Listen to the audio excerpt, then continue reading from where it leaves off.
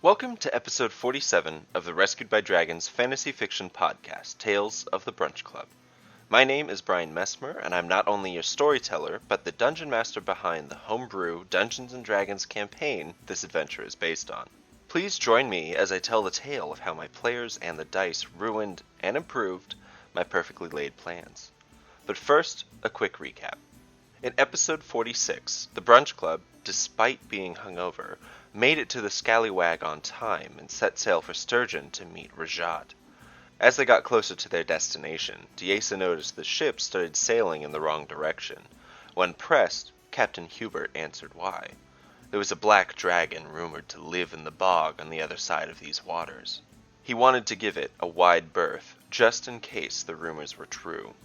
When the wind died and the air grew chill, and the booming, ethereal voice shook the timbers of the Scallywag, he knew those rumors didn't lie. The voice was familiar to the Brunch Club from the first night they spent in the bitch bog. It taunted Jory and Diesa, attempting to sow discord among the group by revealing their long-held secrets. That Jory was a drunk was not a surprise to the Brunch Club. But the reveal that Diesa was actually a princess who had to flee her village came as quite a shock.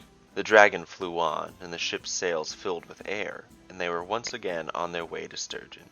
Upon arrival, they went to the Black Lamb, the previous owner of which they'd killed because he was part of the potion smuggling ring they broke up. The new owner was drunk and asleep in the kitchen, so Jory made them all breakfast. They later went to a popular watering hole called Jimmy's, where they asked about anyone who had been to Tor. Jimmy told them a local recluse named Fredward had been. They bought a bottle of whiskey and headed to find Fredward. They used the bottle to bribe Fredward into telling them about his adventures in Tor. It so happened he had written and illustrated a book about the beast he had run into along his adventures. He sold it to them for a large sum of gold. They bid Fredward good night and went to their rooms at the local tavern to get some sleep before meeting Rajat at dawn. And now, episode 47, Golden Gnomes. The Brunch Club woke before dawn, dressed warmly, and trudged along the snowy road that led outside the ramshackle town of Sturgeon. Just to the north they saw the middle-aged elf standing in the road, leaning on his staff.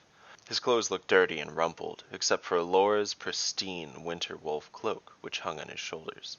He approached them, dispensing with any pleasantries. He said, "What do you have for me?"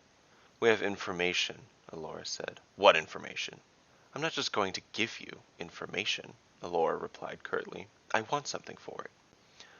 "If you want something, you have to give me something," Rajat shot back. Jory threw up his hands in frustration at Rajat. "Look, we're trying to help you. I'm gonna make a fire and cook some breakfast. You can join us and we can have a civilized discussion and help each other, or you can stand there and keep playing tough guy all morning." The halfling muttered, "Chenkajia, help me," under his breath. He stomped to the edge of the road and began building a fire.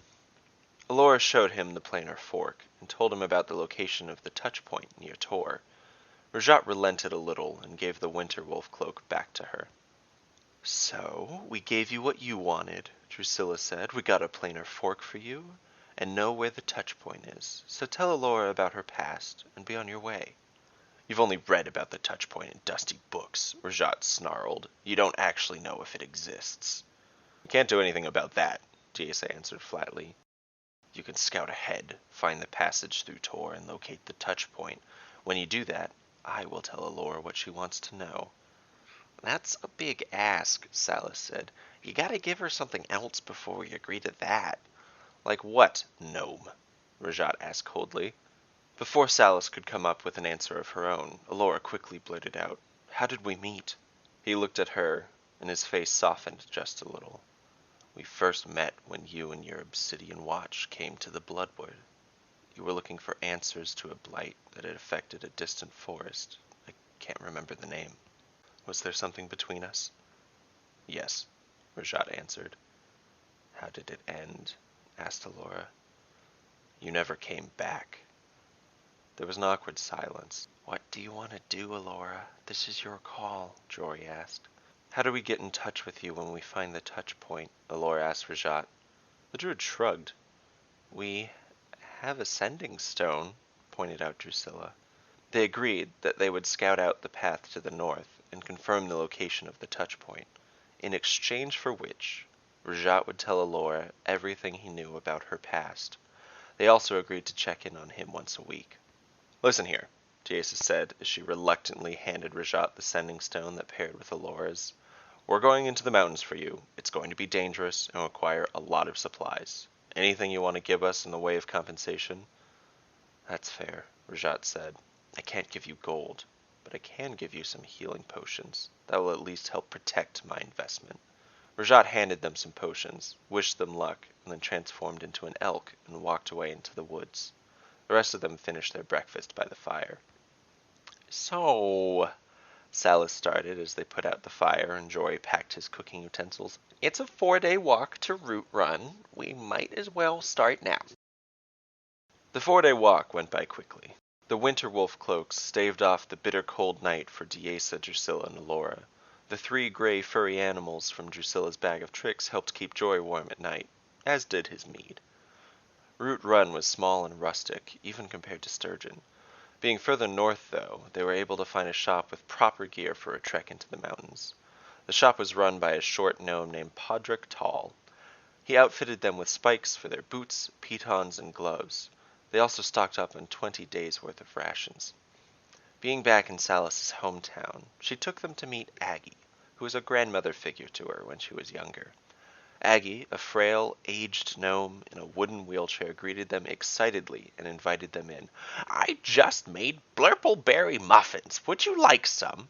"Really?" Joy asked suspiciously. "Blurpleberries aren't very tasty." "Don't be rude, Jory," scolded Drusilla. "No, no, no," Aggie said, laughing. "He's right. They're normally quite gross, but I have a secret recipe," she said proudly. They squeezed into the gnome-sized furniture. Aggie brought out warm muffins stacked on a tray. "Wow, these are delicious," beamed Joy. "I need to get the recipe." She suddenly noticed that Salys looked so much older after only being gone for a relatively short time. They told her about their adventures and about the 16 years Salys aged as a result of her wild magic side effects during a recent battle. Salys spent the night with Aggie and continued getting caught up, while the rest of them got rooms at the Root Run bunkhouse. In the morning, Salys went to say goodbye to Aggie. The room was quiet, and Aggie was unnaturally still. Salys approached and noticed she wasn't breathing. She sighed and remarked sadly, "Today of all days." "Ha ha! Gotcha!" Aggie said gleefully, howling as she sprang into the sitting position. "Damn it, Aggie, you get me every time!" Salys screamed. "I can hold my breath for 4 minutes," said Aggie, beaming with pride. "I know, and you still get me!" Salys laughed. That morning, after an early brunch, they began their journey into the mountains. Over the next 3 days, they climbed higher in altitude. They followed Shipman's map to the edge of the Sable Forest and the cusp of the Aegis Mountain range. They camped near the path to the northwest peak where Shipman said the touchpoint would be. Elora contacted Rajat to update him and got a terse "thank you" in reply. They found the path early in the morning and continued their climb into the mountains. Near lunchtime, when the sun was at its peak, Drusilla noticed a glint of light flicker on the snow ahead of them. She pointed it out, and they approached it cautiously. They saw a large chunk of metal coated with a thin layer of snow. They brushed enough snow off to reveal a breastplate embedded with crystals. Elora knocked on it, expecting it to be an abandoned piece of armor. It sounded solid, not hollow. Elora brushed more snow off. She jumped back when it suddenly started whirring, and a mechanical-looking humanoid sat up. The others placed their hands in their weapons. The mechanical humanoid whirred with an arcane energy as it came to life. Its head turned from side to side. It stood up, revealing its 6-foot height and 4 arms. Its armor was covered in runes and gem inlays. Elora was closest to it. It looked at her. "Register your name," it said in a monotone, tinny voice. Elora looked at her companions and shrugged. "Elora Riverleaf," she said clearly. It placed 2 of its mechanical hands on her shoulders. It grasped her head on either side with its 2 remaining arms. The crystals on its breastplate glowed blue. "Registering," the mechanical humanoid said. "Elora, elf, shall I register your companions?"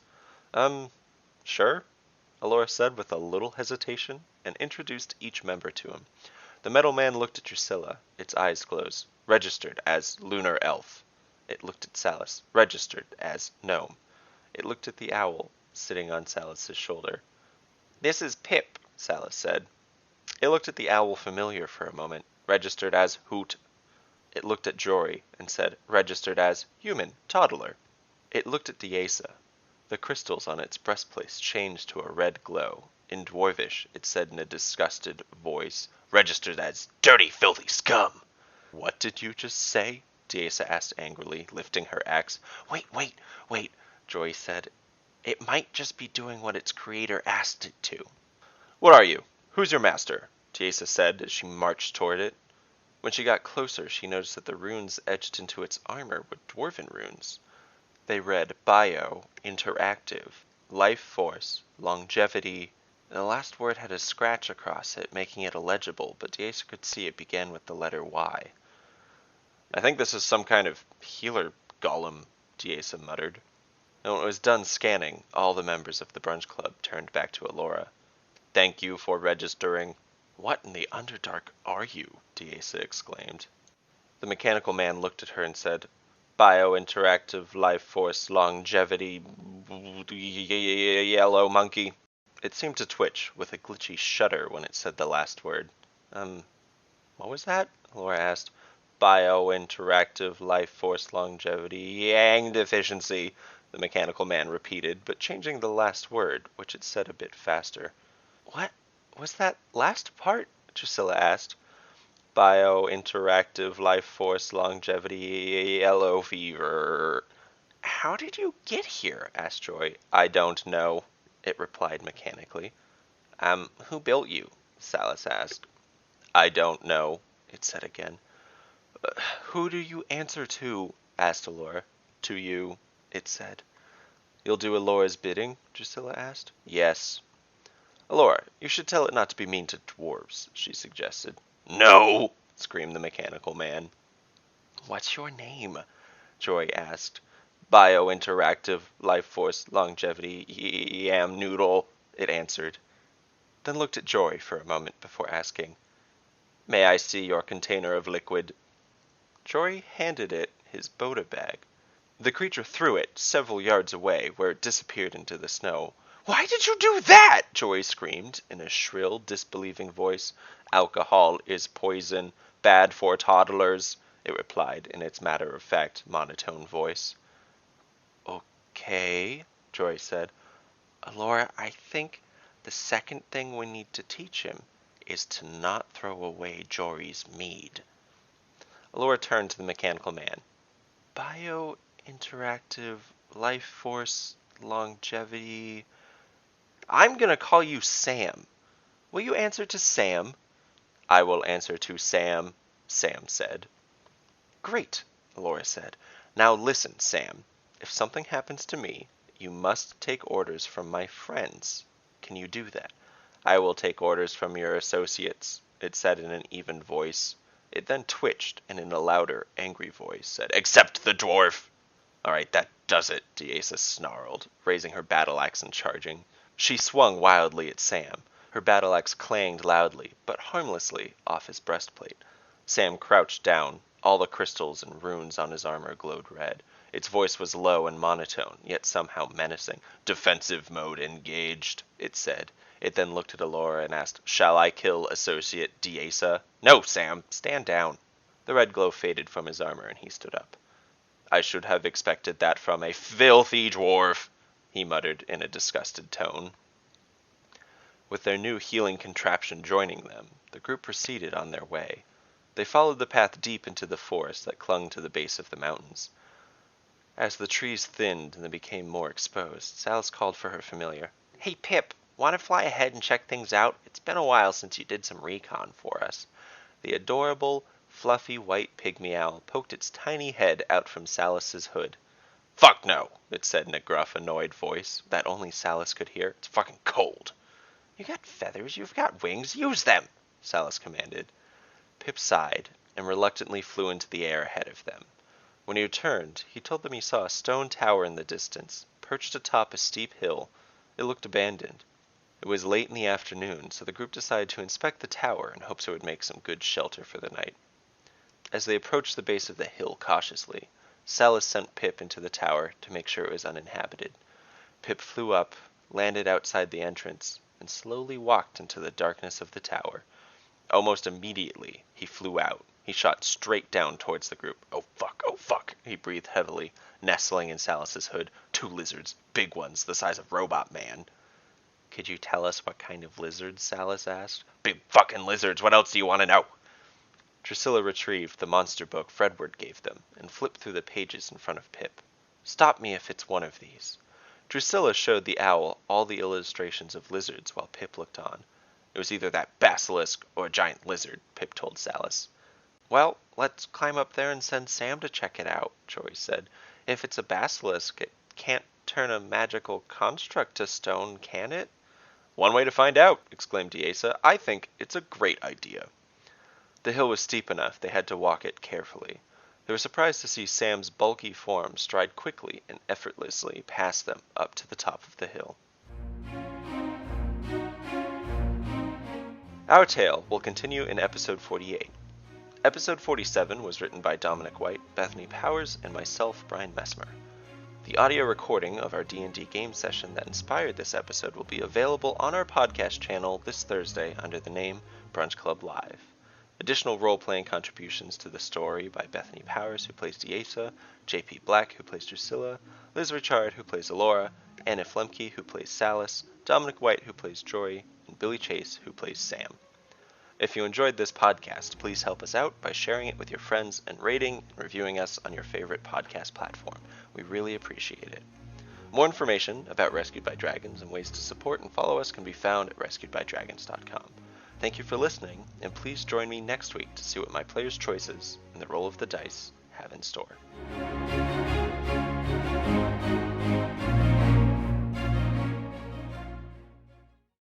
Now you're at the base of this tower, and that's where we're gonna stop. It is 10 o'clock. Yeah. What?